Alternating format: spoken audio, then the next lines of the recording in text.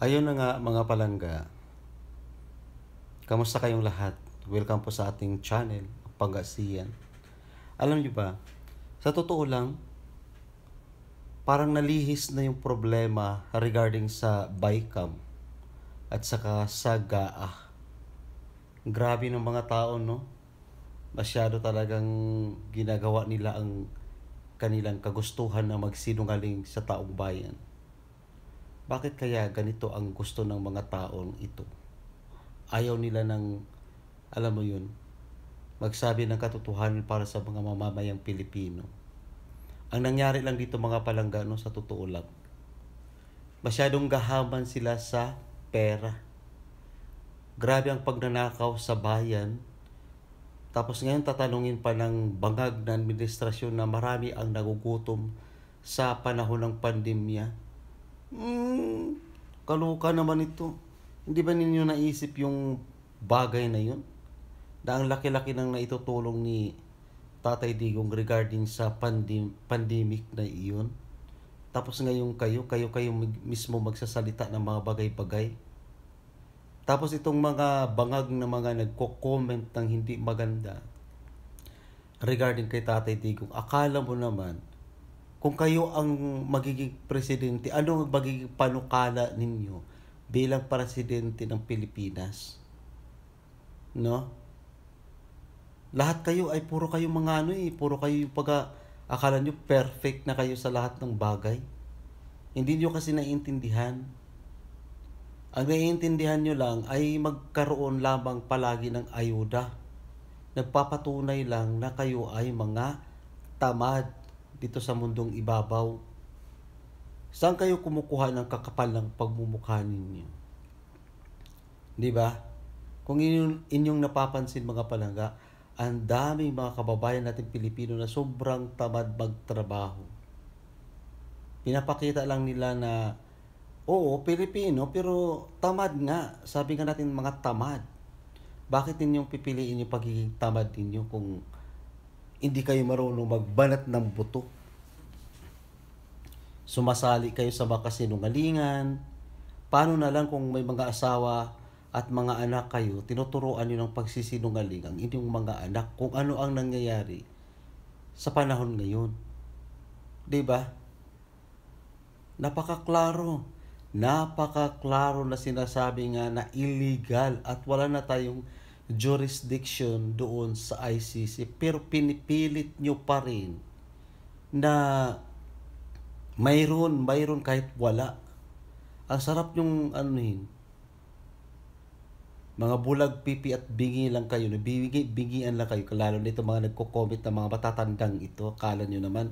Tapos wala pang mga picture, mga trolls ang datingan. Di ba? Huwag kayong ganyan. Marunong kayong mag-isip. Pag-iisipan ninyong mabuti kung ano ang nangyayari sa bansang Pilipinas, kaysa naman umaarangkada ang mga ayuda at nag-aantay kayo. Pero ngayon, ano nangyayari sa ayuda? Pinatigil na ng Korte Suprema, ng Supreme Court ang pagbibigay ng ayuda.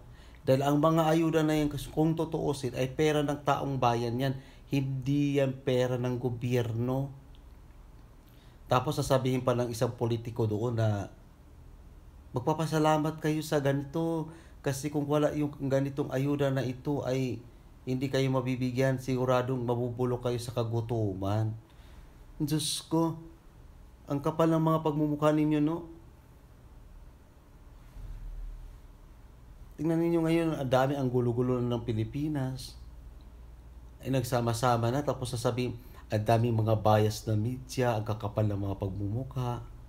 Hindi na lang ibalita yung katotohanan. Bakit hindi kayo magbabalita din?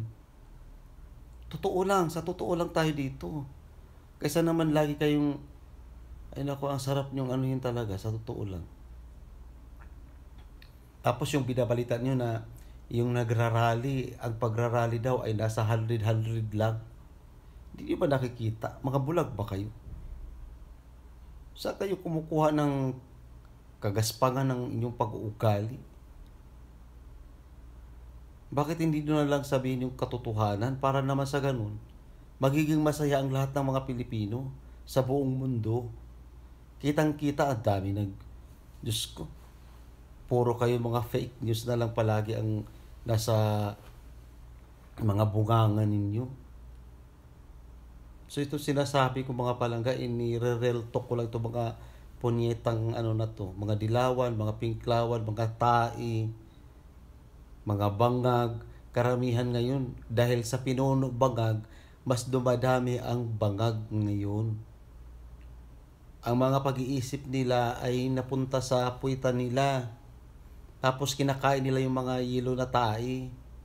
Kaya mga palangga, wag ninyong kalimutan na vote straight tayo sa mga PDP laban kay Tatay Digong.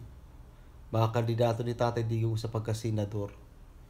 Tapos itong mga survey naman ng mga senador na ito, lalo na ito sa mga bias media, pag sila nagbabalita, gagawa talaga sila ng paraan na siraan. Yan, nauso na yan sa Pilipinas ngayon talaga yun, noon pa man. Sira-siraan. Ay naku, nakakapanlumo lang talaga. Nabudol ako noon. No? Nabudol ako pag boto kay Bangag.